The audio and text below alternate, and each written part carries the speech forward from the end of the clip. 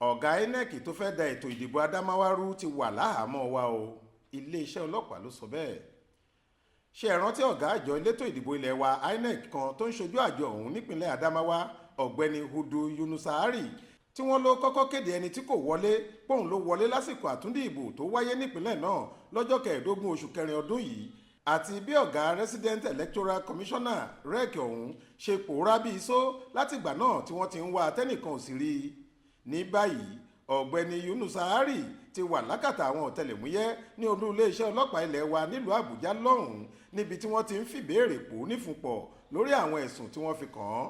Tóun náà sì ń ṣàlàyé bóun ṣe roko tí ọ̀kùn jóná kú sí lásìkò ìdìbò tó wáyé ọ̀hún. ṣé wọ́n ní wàá wò ó ló ń kọ́kọ́ rí i. Alukoro fún iléeṣẹ́ ọlọ́pàá àpapọ̀ ilẹ̀ wa SP Olúmúyìwá Adéjọbí ló ṣíṣọ lójú eégún ọ̀rọ̀ ọ̀hún nínú àtẹ̀jáde kan tó fi ṣọwọ́ sáláròyé lójú òpó WhatsApp rẹ̀ lálẹ́ ọjọ́ ìṣẹ́gun túsídẹ̀ẹ́ ọjọ́ 2 oṣù karùn-ún yìí. Ó lọ́wọ́ àwọn ti tẹ ọkùnrin náà ó sì ti ń wí tẹnu ẹ̀. Àtẹ̀jáde náà kà lápá kan pé iléeṣẹ́ ọlọ́pàá ilẹ̀ wa ti ń fìdí ẹ̀ múlẹ̀ pé amòfin Hudu Yunusari, ọ̀gá àgbà àjọ Inec nípínlẹ̀ Adamawa, tí wọ́n fẹ̀sùn kàn pé ó kéde olùdíje fúnpò gómìnà ẹgbẹ́ òṣèlú All Progressives Congress APC, ìyẹn abilékọ Aisha Dairu táwọn èèyàn mọ̀ sí Bínání, gẹ́gẹ́ bí ẹni tó jáwé olúborí lásìkò àtúndì ìbò tó wáyé láìpẹ́ yìí, ti wà lákọlò àwa ọlọ́pàá látàrí bí àwọn tó gbà á síṣẹ́ ìyẹn Inec ṣe ní ká fi páńpẹ́ òfin gbé e lórí àwọn ẹ̀sùn màgòmágó àti èrú tí wọ́n fi kàn án àti bí wọ́n ṣe ní ọwọ́ rẹ̀ kò mọ́. Ikọ̀ àwọn ọlọ́pàá tó ń mójútó bí ètò ìdìbò ṣe lọ sí láti Àbújá ni wọ́n gbé ọkùnrin náà lọ́jọ́ túsídẹ̀ẹ́ ọjọ́ 2 oṣù karùn-ún yìí, ó sì ti wà lọ́dọ̀ àwọn tí wọ́n ń fìbéèrè wá lẹ́nu wò. Láfikún sí i, gbogbo àwọn òṣìṣẹ́ ọba tọ́rọ̀ náà kàn, àwọn tó kópa nínú àkóso àtúndìbò ọ̀hún àtàwọn tí wọ́n fi ẹ̀sùn kan tàbí òmíì kàn là ń fi ìbéèrè pò nífúnpọ̀ láti túṣu désàlẹ̀ ìkòkò ọ̀rọ̀ yìí.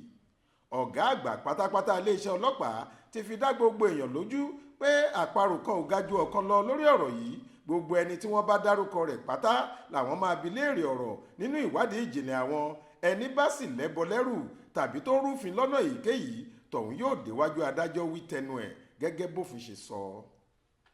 Ẹ ó rántí pé awuyewuye tí kìí ṣe díẹ̀ ló dìde nígbà tí ìṣẹ̀lẹ̀ yìí wáyé, tí ọkùnrin yìí já wọ gbọ̀ngàn tí wọ́n ti ń ka ìbò lọ́wọ́ tó sì ṣe ìkéde àbáàdì ọ̀hún, èyí tó dá rúkèrúdò sílẹ̀ láàrin àwọn alátìlẹyìn gómìnà ìpínlẹ̀ Adamawa Ahmed Fintiri tó ń díje láti ṣe sáà kejì rẹ̀ nípò lórúkọ ẹgbẹ́ òṣèlú People's Democratic Party PDP àti abilékọ Bínání.